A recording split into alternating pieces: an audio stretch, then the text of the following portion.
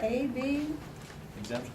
Well, just procedurally, are we going to discuss and vote on option one and option two? We're gonna discuss, and then I'm gonna try to get a consensus rather than try to vote. I'd like to hear everybody's opinion. I'd like everybody to hear everybody's opinion and see if we can't build a consensus together for one or the other. And then move forward with the 62 and see if we have a consensus there. Because if we vote on them the way they are now, they both have the 62. We're gonna have our attorney on the fly be getting notes and redrafting this if we make changes to it. So let's try for a consensus first, and we'll move it from there. So, right. Well, I think I had raised concerns about the option one that I still have at our last hearing. And in terms of combining a bond with a maintenance fee, I find this is a difficulty. Bonds have a special sort of category of taxing for me, and I require much higher strict standards for a bond. And by adding them together, I'm worried that other people, like myself, are going to wonder, do we have enough definition in this tax fee so that I know exactly what I'm voting for? And to me, it's enough different, so I'm looking at option two. I'll jump in here. I feel the same way. I think the voters of Walmart are going to be hard pressed to vote for that second option right now, to put in the $17. It is going to be a lot to ask for them. Not because it's $17, it's because it's $17 more on top of everything else that's piling up right now, from the state to federal to everything else. And the word I'm hearing from voters is they don't want much more, and they're not willing to put up with a whole lot more. And I think at this point in this type of an economy, to go out and ask for more plus a little more, it's just going to be rough. We're going to have a hard enough time passing the 28, and it's going to be an uphill battle just to get there. I think going 28 plus 17 is going to be a nail in the coffin. We do have room in that 28 that once we pass that, we can come back and say, okay, the rest of that we can put towards a building fund. And it'll take us a while. We can do what our mom and dad told us to do when we were kids. Put some money in the piggy bank. When it gets full, we'll open it up and build a park. But it's going to be a while. And I think if the voters give us the opportunity to put some money away and start building towards another park, and there's other options for parks on the east side too. There's communities that have parks right now that they're paying a fee as a community, and it's a private park. Start talking to those communities and say, hey, as a city, maybe we could take some of that $28 that we're at excess, we could do the maintenance, but it's going to be a public park. And you have to let everybody in and come play equally. But those are other options to get that east side park. There's also options we can start looking into with the school board as far as opening up parks with the schools. And we would pay the maintenance to keep them open at night and not open at night, but open on the weekends, so people can go in on the weekends, and whatever damage we would have to be, somehow we'd balance it out with the school. Elsinore does that right now with a lot of parks in their area. But I think that's a better option than asking for money to build a park tomorrow on the east side and asking for the voters to go down that path with us right now. I don't think they're willing to go that far. So I'm fully in support of an option two, just the 28. Tim?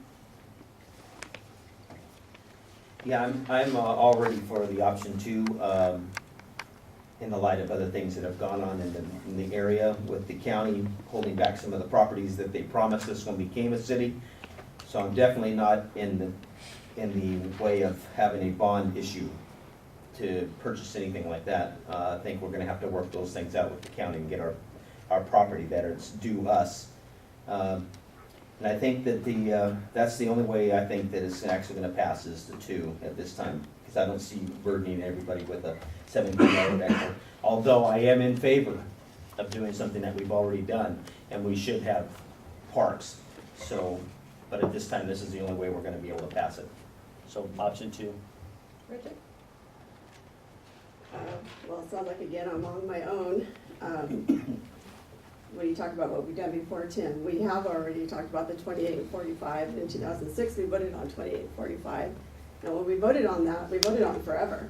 And we actually happily, except one person would have paid the 28 or the 45 and the fourth park was built forever. There was never an end date. It was end of time, infinity. We would have paid that $45 forever. With this, we actually would stop. The 17 would stop, which is about 5 cents a day. And I'm not downplaying the economy, but we have to think of the future. And I'm not just talking about the children. I probably use that park more than any other person on council. I'm there walking at least 3 times a week. I pass by that park every day. I live right by it. I go by it weekday, weeknight, weekends, whatever. And just yesterday, Sunday, March 6th, Sunday afternoon about 4 o'clock, that park was packed. Literally almost no parking space left. There was baseball games, there was basketball games. Every covered shelter had a party going on. There was hardly any parking places left. I drove through the parking lot. We need more parks, and we need them for our youth, we need them for our adults. I think we need to think of the future.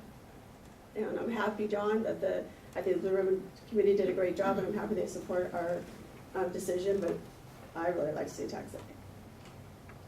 On option one.